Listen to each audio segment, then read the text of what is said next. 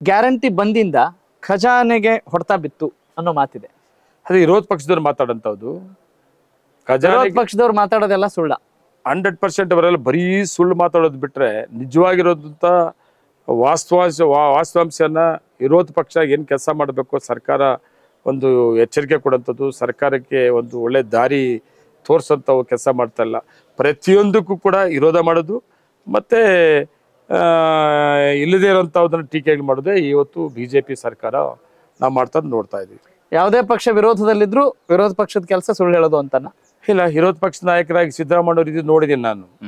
ಮೊದಲ ಬಾರಿಗೆ ಶಾಸಕನಾಗಿದ್ದಾಗ ಸಿದ್ದರಾಮಯ್ಯ ವಿರೋಧ ಪಕ್ಷದ ನಾಯಕರಾಗಿದ್ದಂಥದ್ದು BJP ಸರ್ಕಾರದಿಂದ ನೋಡಿದ್ದೀನಿ. ಸಿದ್ದರಾಮಯ್ಯ ಅವ್ರು ನಿಂತ್ಕೊಂಡ್ರೆ, ವಿರೋಧ ಪಕ್ಷ ನಾಯಕರಾಗಿ ನಿಂತ್ಕೊಂಡ್ರೆ, ಅದು ಯಾವುದೇ ಮುಖ್ಯಮಂತ್ರಿ, BJP ಮುಖ್ಯಮಂತ್ರಿ, ಯಾವುದೇ ಮಂತ್ರಿ ಅವ್ರಿಗೆ ಮಾತಾಡಬೇಕಾದ್ರೆ ಭಯ ಬೀಳ್ತಾ ಇದ್ರು, ವಾಸ್ತವಾಂಶ ಮಾತಾಡ್ತಾ ಇದ್ರು. ಮತ್ತು ಸರ್ಕಾರಕ್ಕೆ ಏನು ಒಂದು ಒಳ್ಳೆ ಆಡಳಿತ ಕೊಡೋದಕ್ಕೆ ಸಲಹೆಗಳು, ಸೂಚನೆಗಳು ಮತ್ತು ಸರಿ ಮಾಡ್ಕೊಂಡಂಥ ಇದು ಏನು ಹೇಳ್ತದೋ ಅದನ್ನ ಅಕ್ಸೆಪ್ಟ್ ಮಾಡ್ತಾ ಇದ್ದಿದ್ದು ನಾನು ನೋಡ್ತೀನಿ.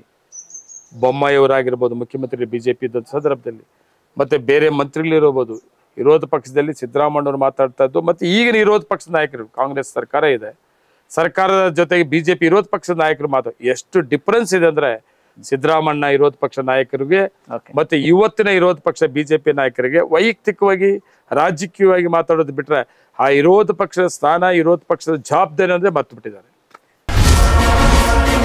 ಕನೆಕ್ಟ್ ಕರ್ನಾಟಕ ಇದು ನಿಮ್ಮ ನೆಟ್ವರ್ಕ್.